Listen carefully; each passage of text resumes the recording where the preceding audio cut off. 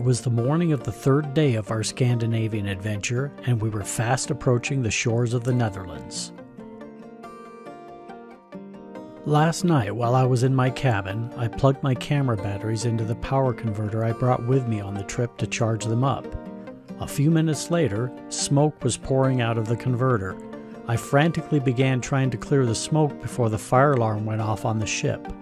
I pictured lifeboats dropping into the water and people running and screaming as they jumped overboard, all because of my desire to bring 40 pounds of electronic gear on this trip. I cleared the smoke and everything was back to normal before the captain of the ship had to force me to walk the plank.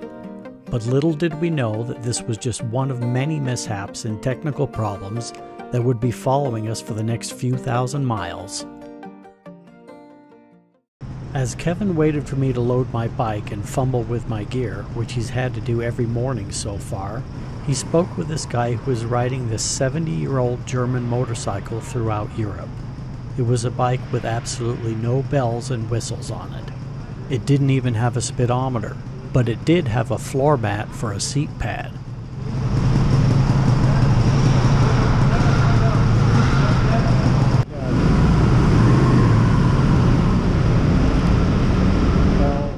I took so long that they closed our deck and we had to wait for the vehicles on the other deck to exit the boat before we could depart.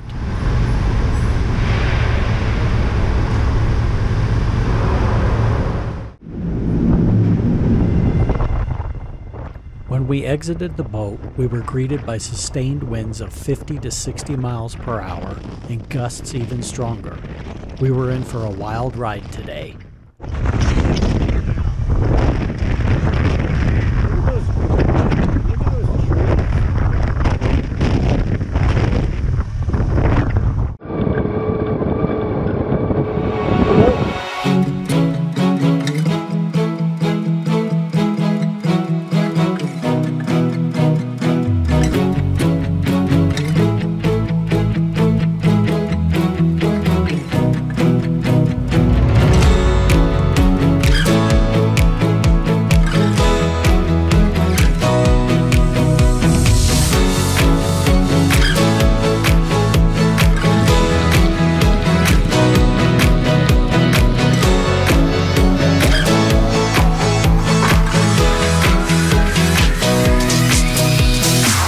Today we're riding from the Hook of Holland to Weest, Germany, near the Danish border, about 420 miles.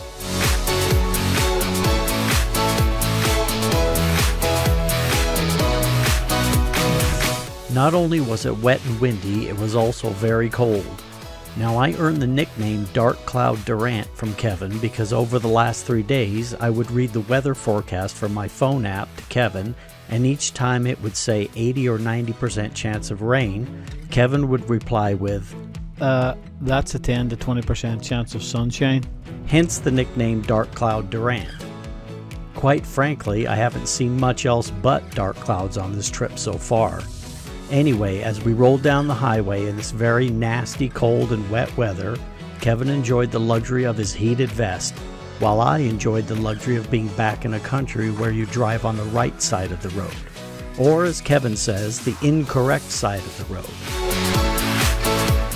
But to be honest though, I was very envious of Kevin's heated vest right about now.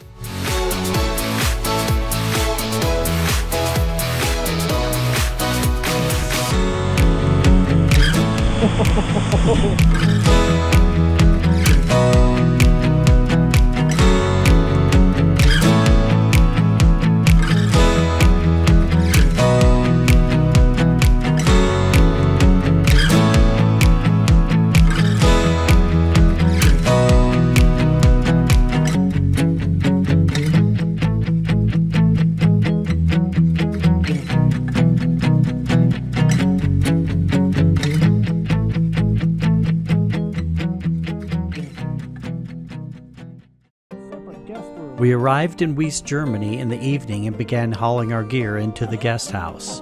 Once we had all of our soaking wet riding gear spread out in our rooms, I thought I'd give that power converter that gave me problems on the ship last night one more try so I could begin recharging all my camera equipment. I plugged it in the wall, reached for the switch, flipped it on, and the lights and the power in the guest house blew out.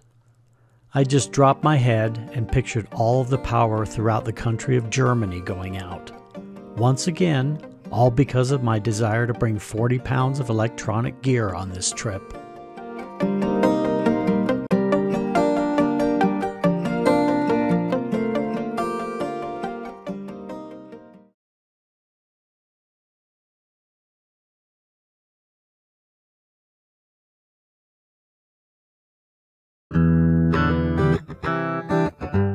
When I checked the forecast last night, it called for more rain and clouds all day long today. But when we got up and stepped outside, the weather was beautiful. Kevin's 10 to 20% chance of sunshine became reality today. I was disappointed with the inaccuracy of my weather app, and Kevin was beaming with joy because of the inaccuracy of my weather app. Kevin had mentioned to me over the last couple of days that every time I spoke to him over our helmet intercoms, he would hear a lot of distortion. This morning we had trouble getting the two intercoms to pair up. We kept hearing, "Intercom failed." Eventually we got them to connect, and Kevin took off just ahead of me to take a couple of pictures of the large thatched building just a few feet from the guest house we stayed at last night. Oh, hey Kevin? Okay, I'm gonna just take a quick picture right here. Right at that point, our intercoms disconnected again. Intercom failed. I didn't know that Kevin was right around this curve to my left on the other side of these trees taking pictures of the same thatched building I was. At the same exact time I was. I just assumed he would be on our route towards Denmark, so I went right. Hello? Kevin? Kevin had mentioned to me before that when he and Jim got separated on their Alaska trip, which is where I met Kevin and Jim 3 years ago, they would always ride back to the last place they saw each other. Obviously, that didn't sink in because I was doing just the opposite. I thought for sure I'd run into him any second now. For a quick moment, I entertained myself with the thought that maybe Kevin has had enough of riding around with a guy who's surrounded by so much bad luck and dumped me to head back home to Ireland. The further I rode, the more we got separated. I finally pulled over and tried to call Kevin several times, but none of the calls would go through. I sent him a couple of texts, knowing that if he was on his bike, he wouldn't get them for a while until he pulled over. Kevin eventually got my text, made his way to where I was pulled over, and we were back on track.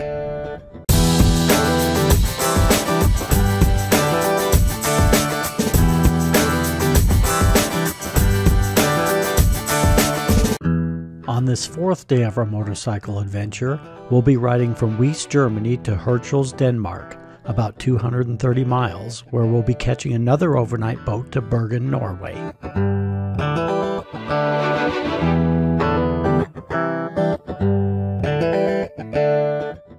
A short time later, we approached the Danish border, where we stopped before crossing to take pictures of the Germany and Denmark border signs.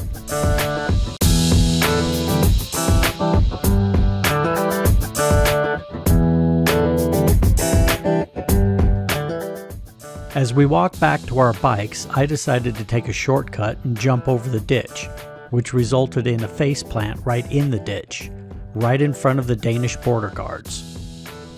Kevin tried to get a picture of me laying in the ditch, but that was a little embarrassing, so I popped up as fast as I could, hoping no one saw it happen. We noticed that the guards had been letting most of the vehicles pass through without inspection. But as we approached, sure enough, they pulled us over. I think they just wanted a closer look at the guy that provided them with their entertainment for the day.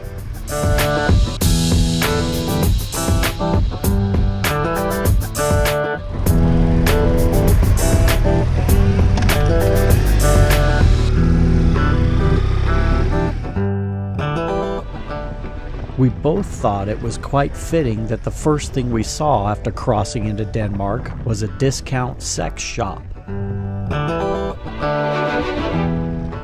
Of course, with a twisted sense of humor that we both have, that opened up the door for all kinds of jokes and comments.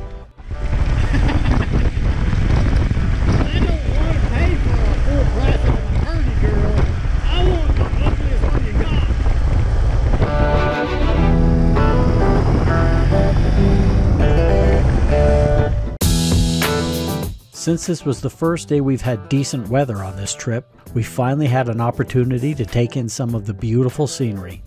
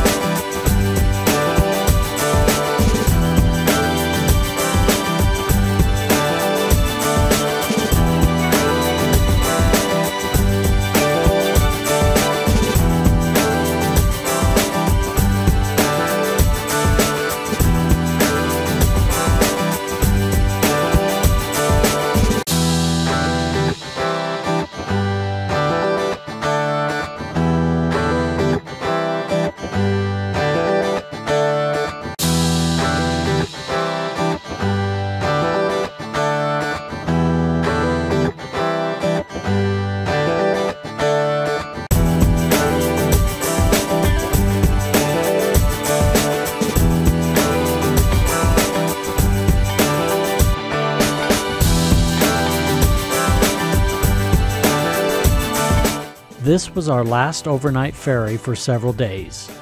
We got our bikes strapped down, and a short time later, we set sail for Norway.